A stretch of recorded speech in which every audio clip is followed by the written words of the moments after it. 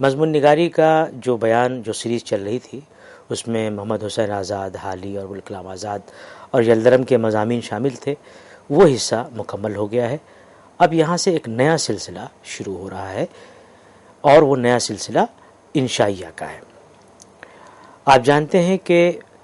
مضمون نگاری ہی کی طرح انشائیہ کا شمار بھی اردو کی غیر افسانوی نثر میں ہوتا ہے۔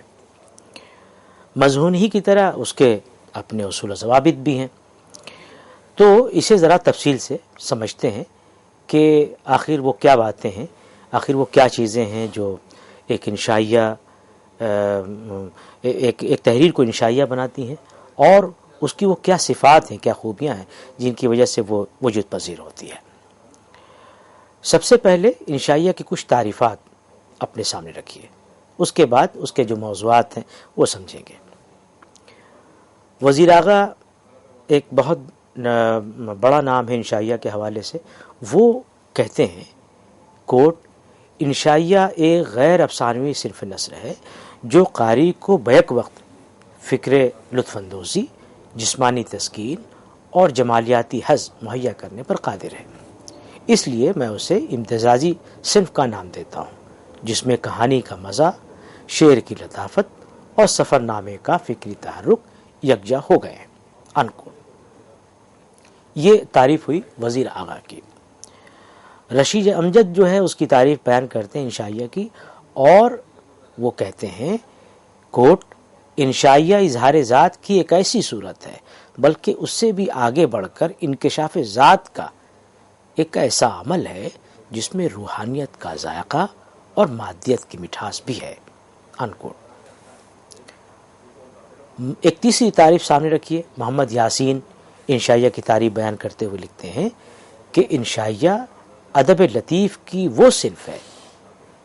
جسے عام طور پر ہلکے پھلکے لائٹ ایسے سے منسوب کرتے ہیں، جس میں انشا پردازی کا مقصد علمی، ادبی، سیاسی و سماجی اصطلاح نہیں بلکہ محض نشاطی اور انبساطی ہے۔ انکوٹ۔ ڈاکٹر شارب رودلوی انشائیہ سے متعلق کہتے ہیں کوٹ کہ انشائیہ ایک مدت سے ہمارے ادب میں بحث کا موضوع بنا ہوا ہے، کسی کو اس کی تعریف پہ اعتراض ہے، کسی کو اس کے عناصر سے اتفاق نہیں ہے، اس لیے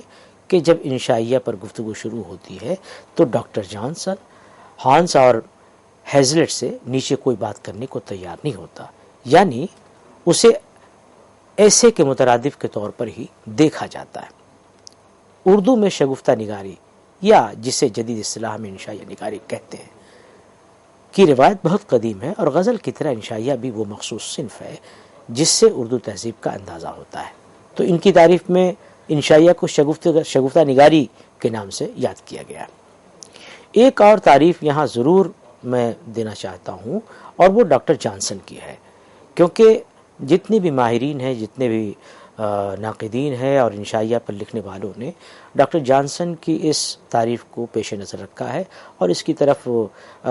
اس کو کافی سراہا ہے۔ انشائیہ کو جانسن ایک ایسی ذہنی ترنگ سمجھتا ہے جس میں کسی نظم و ضبط اور ترتیب کا اہتمام نہیں ہوتا، اور جس میں فنکار اپنے ناپختہ جذبات کا اظہار کرتا ہے۔ جانسن جو ہے بذات خود ایک ممتاز انشائیہ نگار تھا، لہٰذا اس کی اس تعریف میں ایک ناقد کا تجزیہ ہی نہیں بلکہ ایک انشائیہ نگار کا ذاتی نقطہ نظر بھی شامل ہے۔ اب وہ سوال جو میں شروع میں آپ سے کر رہا تھا، یہ تعریفات آپ کے سامنے آ گئی، ان تعریفات سے بہت سی ساری چیزیں آپ کو واضح ہو گئی ہوں گی۔ اب اس بحث کو ذرا اور آگے لے چلتے ہیں۔ ایک طرح سے جو انشائیہ کی مبادیات ہیں، انشائیہ کے جو کہنا چاہیے کہ وہ کیا خصوصیات ہیں، کیا خوبیاں ہیں جن کی وجہ سے کوئی تحریر انشائیہ کہی جاتی ہے، تو کس تحریر کو انشائیہ کہا جائے یہ جاننے کے لیے چند خصوصیات کو ذہن میں رکھنا ضروری ہے جن سے انشائیہ وجود پذیر ہوتا ہے۔ وزیر اعظم کی کتاب ہے تنقید مضامین کی، تنقید اور احتساب مضامین کا مجموعہ ہے، اس میں ایک وقی مضمون شامل ہے انشائیہ کیا ہے۔ تو تو اس مضمون کو آپ پڑھیں تو آپ کو اندازہ ہوگا کہ اس کی خصوصیات کیا کیا ہے اس تحریر کی، ایسی تحریر جسے آپ انشائیہ کہیں گے۔ تو اس میں انہوں نے بہت ساری خصوصیات بیان کی ہیں، یہاں پر اس کی کچھ تفصیل دی جا رہی ہے۔ ان خصوصیات کی انہوں نے نشاندہی کی ہے جن سے ایک انشائیہ تحریر سامنے آتی ہے۔ تو ان کے مطابق پہلی جو چیز ہے، پہلی جو خوبی ہے وہ انشائیہ تحریر کی، وہ یہ ہے کہ اس کا جو انداز ہوتا ہے، اس کا جو طریقہ کار ہوتا ہے، وہ انفارمل ہوتا ہے، غیر رسمی ہوتا ہے۔ کیونکہ انشائیہ نگار کے سامنے کوئی مقصد نہیں ہوتا، کوئی اصلاحی مقصد نہیں ہوتا، کوئی ادبی مقصد نہیں ہوتا، کوئی ایسا مقصد نہیں ہوتا کہ اسے وہ دلائل سے ثابت کرے، ان کی مدد لے کر کے اسے واضح کرے اور سنجیدہ گفتگو کرے، اور جو لوگ اسے پڑھ رہے ہیں ان کے دل میں اس موضوع سے متعلق کوئی مطلب یہ ہے کہ کچھ ایسی بات پیدا کرے، ان کو رجحان پیدا کرے۔ تو یعنی کہ قاری کے پسند اور اس کے ناپسند کے جذبات کو وہ بیدار کرے، اس کے لیے وہ دلائل نہیں جمع کرتا، تو غیر رسمی طریقہ کار رکھتا ہے کہ زندگی کی گہمہ گہمی سے دور اپنے شخصی رد عمل کے ذریعے سے سامع کو اپنی طرف وہ متوجہ کر لے۔ تو یہ خوبی ہوئی کہ انشائیہ کوئی ایسی تحریر ہوگی جس کا انداز غیر رسمی ہوگا، فارمل نہیں ہو سکتا۔ اب اس کی ایک انہوں نے مثال بھی دی ہے کہ تنقید لکھنے والا یا تفسیر کرنے والا بالکل اس آدمی کی طرح، یعنی تنقید کی جو تحریر ہے اس کا جو اسلوب ہے وہ بالکل اس شخص کے مشابہ ہے جو بالکل سوٹڈ بوٹڈ آفس جاتا ہے اور وہاں وہ بیٹھا رہتا ہے، اس کے سامنے کچھ ضوابط ہیں جن کی وہ پیروی کرتا ہے، کچھ اصول ہیں جن کے اندر وہ بندھا رہتا ہے۔ اور انشائیہ نگار جو ہوتا ہے، انشائیہ کا جو لکھنے والا ہوتا ہے خالق، اس کی مثال ایسی ہے جیسے وہ گھر پر بالکل ڈھیلے ڈھالے لباس میں بیٹھا ہوا ہے، آرام سے کرسی پر بیٹھا ہوا ہے، اور بالکل اپنے اس کے سامنے کوئی اس طرح کا اصول نہیں ہے، کوئی نظم ضابطہ نہیں ہے جو اس طرح سے آفس میں ہوتا ہے، دفتر میں ہوتا ہے۔ تو یہ انشائیہ اور تنقید کی جو نثر ہے، تنقید کی جو تحریر ہے، اس میں جو خوب دونوں میں فرق ہے وہ انہوں نے ایک سوٹڈ بوٹڈ آفس کے میں بیٹھے ہوئے اہلکار اور ایک عام آدمی جو ڈھیلے ڈھالے کپڑے میں اپنے گھر میں آرام سے بیٹھا ہوتا ہے اس سے دی ہے۔ انشائیہ کی دوسری خوبی وہ کہتے ہیں کہ یعنی ایسی تحریر انشائیہ کہی جائے گی جس میں عدم تکمیل ہو، یعنی وہ مکمل نہ ہو، اس میں موضوع کی جو سینٹرلٹی ہوتی ہے، جو مرکزیت ہوتی ہے وہ تو باقی رہتی ہے، لیکن اس کا سہارا لیتے ہوئے جو انشائیہ نگار ہے بہت ساری دوسری باتیں بھی بیان کر جاتا ہے جنہیں ایسا لگے گا کہ وہ بظاہر موضوع سے متعلق نہیں ہیں، وہ ہم آہنگ نہیں ہیں، تو وہ جو ہے وہ مکمل نہیں ہوتی، یعنی وہ تحریر اس میں ایک طرح سے عدم تکمیلیت کا احساس ہوگا۔ اس لیے کہہ سکتے ہیں کہ انشائیہ جو ہے وہ ساخت کے اعتبار سے غیر منظم اور ڈھیلی ڈھالی ایک تحریر ہوتی ہے، اس میں لچیلا پن ہوتا ہے، یعنی بات انشاء کا مطلب ہی ہے بات سے بات پیدا کرنا۔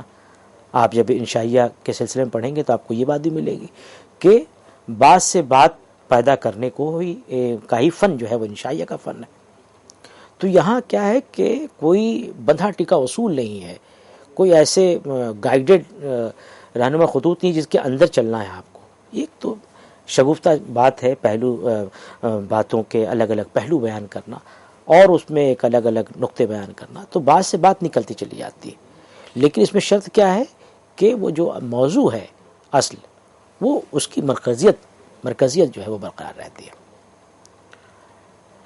وزیر اعلیٰ کے اسی مضمون میں انشائیہ کیا ہے، تیسری چیز جو بتائی گئی وہ یہ ہے کہ انشائیہ جو تحریر ہوتی ہے وہ اختصار کی حامل ہوتی ہے۔ اس کی ایک بہت بڑی خوبی ہے کہ کوئی بھی چیز اس میں سب چیزیں اتنا وقت نہیں ہے اس کے پاس، تو وہ چیزوں کو بیان کرنے میں اختصار سے کام لیتا ہے۔ اور وہاں انہوں نے ہڈسن کی بات نقل کی ہے کہ اگر انشائیہ لکھنے والے، ہڈسن کہتا ہے کہ اگر انشائیہ لکھنے والے نے اس لیے اختصار سے کام لیا ہے کہ اس کے پاس کہنے کے لیے باتیں کم ہیں اور اس کے تجربات و محسوسات تعداد اور شدت میں نہ ہونے کے برابر ہیں، تو اس کا لکھا ہوا انشائیہ بہترین انشائیہ کے معیار پر پورا نہیں اترے گا۔ اور اگر انشائیہ نگار کا ذہن زرخیز ہے، شاداب ہے اور اس کے پاس کہنے کے لیے بہت کچھ ہے اور انشائیہ کے مختصر میدان میں انہیں پیش کرنے کی کوشش کی ہے، تو یقیناً اس میں تازگی بھی ہوگی اور زندگی بھی ہوگی۔ تو معاملہ یہ ہے کہ جو مصنف ہے، جو انشائیہ نگار ہے، اس کا ذہن کتنا زرخیز ہے، تو اختصار کے باوجود وہاں آپ کو شادابی پیدا کر سکتا ہے وہ، اور وہاں پر آپ کو شادابی ملے گی۔ اب آگے وہ جو ہے اور خوبیوں کا بیان کرتے ہیں۔ اس کی ایک اہم خوبی جو کہتے ہیں کہ تازگی کو انہوں نے بتایا ہے کہ انشائیہ جو تحریر ہے، یہ تحریر اگر خوبی کہیے کہ یعنی اس کا ایک کلیدی شاہ کلید ہے تازگی، انشائیہ جو تحریر ہے انشائیہ کی، تو اسے انہوں نے بتایا۔ وہ کہتے ہیں کہ یوں تو تازگی ایسی خصوصیت ہے کہ جس کے بغیر کوئی بھی صنف ادب فن کے اعلیٰ مدارج تک نہیں پہنچ سکتی، تاہم شاید یہ انشائیہ ہی ایک ایسی صنف ہے جس میں نہ صرف تازگی کا سب سے زیادہ مظاہرہ ہوتا ہے، بلکہ جس کی ذرا سی کمی بھی انشائیہ کو اس کے فنی مقام سے نیچے گرا دیتی ہے۔ تو اب یہ تازگی کہاں کہاں پائی جائے گی، یہ بھی دیکھنے کی ضرورت ہے۔ تو وہ کہتے ہیں کہ تازگی صرف ترسیل کی سطح پر نہیں، بلکہ موضوع اور نقطہ نظر کا وہ انوکھا پن بھی ہے جو ناظر کو یکسانیت کی زندگی کی یکسانیت سے نجات دلاتا ہے، اسے نئے سرے سے جائزہ لینے پر مجبور کرتا ہے۔ تو یہ ہے کہ وہ آگے کہتے ہیں کہ سلیم اختر نے بھی جو کتاب لکھی ہے انشائیہ کی بنیاد، اس میں بھی انہوں نے تقریباً انہی چیزوں کو شمار کیا ہے کہ ایک انشائیہ جو تحریر ہوتی ہے، ایک فن پارہ ہے انشائیہ، اس میں یہ چیزیں ہونی چاہیے۔ کیا کیا؟ اختصار کی خوبی پائی جانی چاہیے، غیر رسمی طریقہ کار ہونا چاہیے، اسلوب کی شگفتگی جسے تازگی کے نام سے وہ جانتے ہیں، تازگی کا کہتے ہیں وزیر آغا، عدم تکمیل کا احساس اس میں ہونا چاہیے، شخصی نقطہ نظر اس میں بہت ضروری ہے، یعنی کہ شخص کا جو رد عمل ہے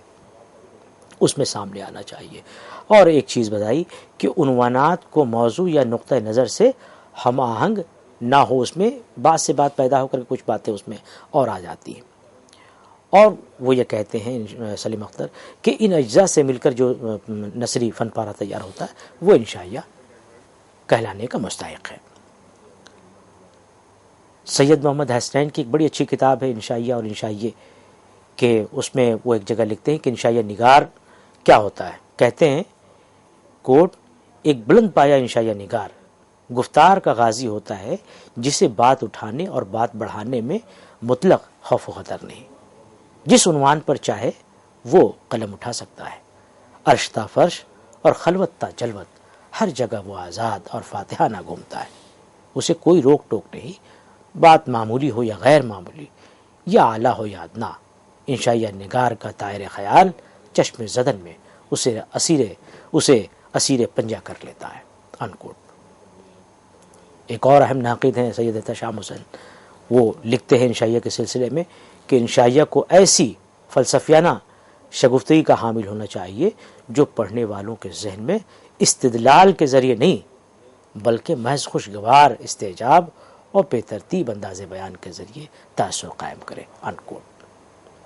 تو یہ کچھ تعریفات ہیں اور یہ ساری چیزیں ہیں جن سے آپ کو، اور یہ خوبیاں جو وزیر آغا اور سلیم اختر کی جو بیان کردہ خوبیاں اور خصائص سے انشائیہ کی تحریر کے، وہ میں نے آپ کے سامنے رکھے۔ ان تعریفات سے آپ کے سامنے انشائیہ کی ایک موٹی کہنا چاہیے اجمالی صورت آپ کے سامنے آ گئی۔ اب انشائیہ کا موضوع کیا ہوتا ہے یہ سمجھیے۔ تو انشائیہ کے موضوع کے سلسلے میں آپ کو بتاؤں کہ اس میں موضوع کی کوئی قید ہے ہی نہیں۔ اس میں جو ہے اس بات کا تقاضا ہوتا ہے کہ انشائیہ نگار جس موضوع پر بھی لکھے اس میں ایسے پہلو پیدا کرے کہ پڑھنے والے کے لیے اس میں کچھ انوکھا پن ہو، کچھ نیونیس ہو، کچھ تازگی ہو، یعنی ہماری آس پاس کی جو زندگی ہے اس کی جو یکسانیت ہے اس سے ہمیں نکال کر کے بالکل ایک نئی چیز ہمارے سامنے پیش کر دے۔ تو انشائیہ کا سارا حسن آپ دیکھیں اسی انوکھے پن اور تازگی میں پنہا ہے۔ کچھ انشائیوں کے آپ موضوعات دیکھیں، ہمارے ہاں جو ہے رشید احمد صدیقی کا چارپائی جو انشائیہ ہے، اسی طرح سے ارہر کا کھیت، یا پھر خواجہ حسن نظامی کا جو جھینگور کا جنازہ ہے، یہ موضوعات ایسے ہیں آپ دیکھ کر کے لگے گا کہ نہیں غیر سنجیدہ موضوع ہے، اس میں کیا لکھا جا سکتا ہے، لیکن آپ انہیں پڑھیں تو رشید احمد صدیقی نے اور خواجہ حسن نظامی نے ان مضامین میں جو بات پیدا کی ہے، جو پہلو سے پہلو نکالیں، طبیعت خوش ہو جاتی ہے، بہت لطف آتا ہے پڑھنے میں۔ تو یہ تو خیر اردو کی مثال ہوئی، چارپائی، ارہر کا کھیت یا جھینگور کا جنازہ، اور بھی مثالیں مل سکتی ہیں۔ نمونے کے طور پر انگریزی میں بھی آپ جو تحریریں اس انشائیہ کے ذیل میں آتی ہیں ان میں بھی دیکھیں تو موضوع جو ہے وہ غیر سنجیدہ نظر آتا ہے۔ In praise of mistakes Robert Lynd کا وہ ہے جو انشائیہ ہے۔ اسی طرح سے on the pleasure of no longer being young Chesterton کا یہ انشائیہ ہے۔ وائی ڈسٹینٹ آبجیکٹس پلیز، کہ دور کی چیز ہمیں اچھی کیوں نظر آتی ہیں، دور کے ڈھول سہانے والی بات ہے اس میں۔ اسی طرح سے غلطیوں کی خوشی میں کہ جو ہے تعریف میں، آن دا اگنورینس آف لرنڈ۔ تو یہ اس طرح کی ان کے جو مضامین ہیں ان سے آپ کو اندازہ ہوگا کہ اس میں غیر سنجیدہ لگے گا کہ موضوع ہے، اس میں سنجیدگی کے ساتھ بھی کوئی چیز بات کہہ سکتے ہیں، لیکن سنجیدگی کو اس طرح سے لیتا نہیں۔ انشائیہ کا جو معاملہ ہے وہ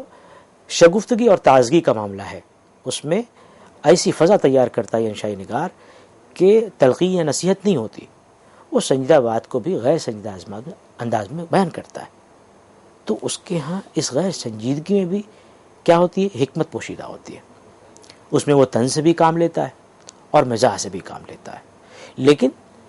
طنز و مزاح کے استعمال میں انشائی نگار بہت محتاط ہوتا ہے، کیونکہ طنز آپ جانتے ہیں کہ وہ بہت ہی سیریس کام کے لیے چیز ہے، وہ ایک ایسا لٹریری ڈیوائس ہے جس سے آپ بڑے سے بڑا کام لے سکتے ہیں، لیکن سنجیدہ کام طنز کا۔ مزاح کا معاملہ ہے کہ ہنسی سے بات اس میں آگے نہیں بڑھتی، تو سنجیدہ کام کے لیے وہ اسے آپ استعمال نہیں کر سکتے۔ تو لیکن جو انشائیہ نگار ہے، آپ انشائیہ پڑھیں گے تو ان دونوں چیزوں سے استفادے کی صورتیں ہمیں نظر آتی ہیں،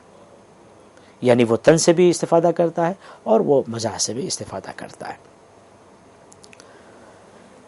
اب یہ دیکھیے کہ اردو میں انشائیہ جو ہیں ان کا ارتقاء کس طرح سے ہوا۔ تو سب سے پہلی بات تو یہی ہے کہ جب ہمارے ہاں جتنی بھی اصناف ہیں، وہ شعر کے اصناف ہوں یا شاعری ہو یا نثر ہو، یہ ان کے اندر جتنی اصناف پائی جاتی ہیں یا خاص مجموعی طور پر شاعری اور نثر کی بات کریں تو ان سب میں جو تبدیلی کا ہمارے ہاں احساس پیدا ہوا ہے وہ پہلی جنگ آزادی کے بعد پیدا ہوا ہے۔ تو شاعری اور نثر یہ دونوں چیزیں 1857 کے بعد یہ ان دونوں کا کہنا چاہیے محور بدلا ہے، اس میں تبدیلیاں ہوئی، بہت ہی دوررس تبدیلیاں ہوئی ہیں۔ نثر میں جو عبارت آرائی پہلے تھی وہ 1857 کے بعد آپ دیکھیں گے کہ وہاں پر سادگی کی طرف ہم مائل ہو رہے ہیں، مدعا نگاری کی طرف ہم مائل ہو رہے ہیں، ترسیل پر زیادہ فوکس ہے، توجہ ہماری اس بات پر ہے کہ بات جو کہی جا رہی ہے ادائے مطلب کے لیے ایسے لفظیات نہ استعمال کی جائیں کہ وہ بیان پیچیدہ ہو جائے۔ تو صرف لفظیات کی بات نہیں ہے بلکہ جو جملوں کی ساخت ہے ان کو بھی آسان رکھا جائے کہ بات پیچیدہ سے پیچیدہ تر نہ ہو بلکہ آسان سے آسان تر ہوتی چلی جائے۔ تو 1857 کے بعد ہم دیکھتے ہیں کہ یہ ایک نیا دور شروع ہوتا ہے نثر کا بھی شاعری کے ساتھ ساتھ، اور اس میں ہمیں نظر آتا ہے کہ سر سید پر ہماری نگاہ پڑتی ہے کہ وہ بالکل صاحب بصیرت شخصیت ہمارے سامنے آتی ہے کہ وہ اپنی نثر کے ذریعے سے پہلی کوشش کرتے ہیں۔ ان کا مضمون آپ پڑھیں امید کی خوشی اور خوشامد، تو آپ کو اندازہ ہوگا کہ اس میں چونکہ ان کا مقصد کیا تھا، یہاں پر سماج کی اصلاح تھا، اس لیے یہ انشائیہ تو نہیں ہے، لیکن آج میں اس میں دیکھیں کہ ایک کلیدی خطبی ہے اس میں کہ اس مضامین میں شخصی رد عمل ظاہر ہو رہا ہے، یعنی امید کی خوشی اور جو ان کا مضمون خوشامد، ان میں جو باتیں انہوں نے کہی ہیں اس میں ان کا جو شخصی رد عمل ہے وہ ہمارے سامنے آتا ہے۔ اسی طرح سے ذرا آگے بڑھیں تو محمد حسین آزاد کی تحریریں ہیں جنہوں نے ان تحریروں نے انشائیوں کو مضبوطی عطا کی ہے۔ نیرنگ خیال ان کے جو مضامین اور انشائیوں کا جو مجموعہ ہے یہ تمثیلی حکایتوں کا مجموعہ ہے۔ تمثیلی حکایتیں جسے انگریزی میں ایلیگوری کہتے ہیں، تو اس میں وہ ایک ایسا مجموعہ ہے جس میں آپ دیکھیں گے کہ دونوں خوبیاں پائی جاتی ہیں انشائیے کی۔ ماہرین نے نیرنگ خیال کو انشائیوں کا مجموعہ بتایا ہے،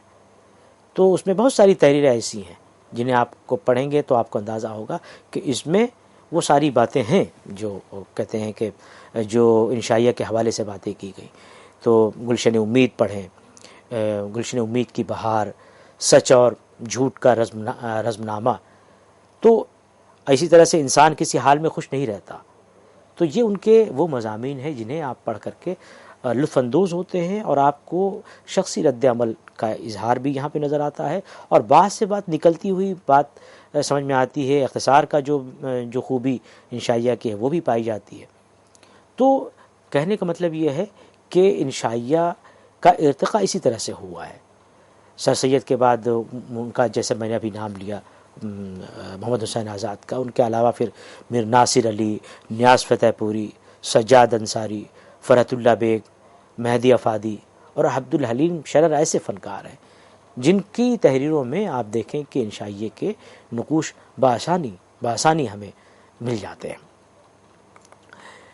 لیکن وہ فنکار جن کے ہاں انشائیہ انتہائی ترقی یافتہ شکل موجود ہے، ان میں خواجہ حسن نظامی، رشید احمد صدیقی، انجم پوری، فرقت کاکوروی، کنہیا لال کپور، پطرس بخاری، اور آگے جا کر کے وزیر آغا نئے عہد میں نذیر صدیقی،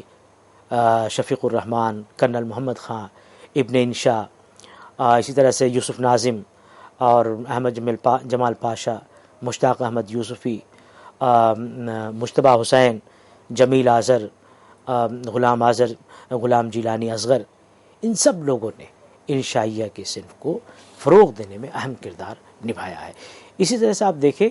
کہ یہ تو ایک وہ تصویر ہوئی جس میں میں نے آپ کو یہ بتایا کہ کس طرح سے مضمون کے لبادے میں مضمون کے ساتھ اس نے ترقی کی انشائیہ نے. اور حالانکہ اس میں بہت بحثیں ہیں. اصل معاملہ یہ ہے کہ انشائیہ کا معاملہ بہت الجھا ہوا بھی ہے. ہمارے ہاں کچھ مختلفی جو اصناف رہی ہیں ان میں انشائیہ بھی ہے کہ اس کے جو صحیح خط و خال مرتب کرنے کی بات ہوتی ہے تو اس میں بہت الجھاؤ بھی پیدا ہو جاتا ہے کہ انشائیہ کیا نئے دور کی پیداوار ہے یا ہمارے ہاں شروع سے قدیم زمانے سے ہے. جیسا کہ شاعر رودولوی کی بات میں نے آپ سے کہی کہ وہ شگفتہ نگاری انشائیہ کو کہتے ہیں، اور ظاہر ہے کہ وہ بہت پہلے سے اس کے ہمارے ہاں نقوش ملتے ہیں. تو کیا یہ مان لیا جائے کہ انشائیہ بہت پہلے سے تھی، یا ابھی جس طرح سے بہت ساری اصناف ہمارے ہاں مغرب سے آئی ہیں اسی طرح سے انشائیہ بھی ایک صنف ہے جو مغرب سے ہمارے ہاں آئی ہے. تو اصل میں کیا ہے کہ ادب کے معاملے میں یہ دو دو چار نہیں ہوتا، دو دو پانچ بھی ہوتا ہے. تو کوئی چیز اس طرح سے ایک فن دوسرے فن سے اپنا، ایک فنکار دوسرے فنکار سے روشنی حاصل کرتا ہے اور وہاں سے نور حاصل کرتا ہے اور اپنا چراغ روشن کرتا ہے. اسی طرح سے ہم دیکھیں کہ ہم نے دیکھا کہ کس طرح سے سر سید نے جب خوشی وہ افسانہ لکھا، وہ مضمون لکھا امید کی خوشی اور خوشامد، اس کے بعد کس طرح سے دھیرے دھیرے تبدیلیاں آتی گئیں. اور وزیر آغا اور سلیم اختر کی میں نے کہ جو خصائص انہوں نے انشائیہ کے بتائے ہیں ان کو آپ کے سامنے رکھا، تو ان سے آپ کو یہ آسانی ہو گئی کہ آپ ان خصائص کو جس بھی تحریر میں دیکھیں گے کہ اختصار بھی ہے، شخصی رد عمل بھی ہے، اور تازگی بھی ہے، اور شگفتہ نگاری بھی ہے، اور بات سے بات پیدا کرنے کا اس میں ہنر بھی ہے، اور جو مرکزیت ہے اصل موضوع کی وہ بھی برقرار رہتی ہے. تو یہ ایک طرح سے آپ کہہ سکتے ہیں کہ یہ تحریر انشائیہ کی تحریر ہے، یہ انشائیہ ہے. تو گویا ہم نے آج انشائیہ کی تعریف کے ساتھ ساتھ اس کے موضوعات کے بارے میں بات کی کہ موضوع کچھ بھی ہو سکتا ہے. اس کا کچھ تعریفات میں نے بیان کی ہیں، وہ آپ تعریفات دیکھ لیجئے. اس کے بعد موضوعات کا میں نے آپ کو کہا کہ کوئی بھی موضوع ہو سکتا ہے، بلکہ زندگی کی گہما گہمی سے دور لے جانے والی کوئی بات جس میں نئے پہلو سے زندگی کے اس پہلو پر سوچنے کی دعوت دے. یعنی آپ کوئی کتاب پڑھیں، انشائیہ کا معاملہ یہ ہے کہ آپ کوئی کتاب پڑھیں اور کتاب پڑھ کر کے رکھ دیں. انشائیہ وہ ہے، اس کی پہچان یہ بتائی گئی، بزرگوں نے بتائی کہ انشائیہ تو وہ ہے کہ آپ کتاب پڑھیں، یعنی اس انشائیہ کو پڑھیں، اور پڑھنے کے بعد جب وہ رکھ دیں تو آپ بہت دیر تک فرحت محسوس کریں، اس سے بشاشت کا احساس ہو، آپ ایک تازگی محسوس کرتے ہیں. تو یہ انشائیہ کی خوبی ہے. اور اس کے موضوعات کے ساتھ ساتھ اس کی تھوڑی بہت ترقی پر بھی بات کی گئی، کیا روایت رہی ہے. تو مجھے لگتا ہے کہ آج کا یہ جو لیکچر ہے انشائیہ کے حوالے سے وہ آپ کو پسند آیا ہوگا اور آپ کے لیے وہ کافی مفید ثابت ہوگا. شکریہ.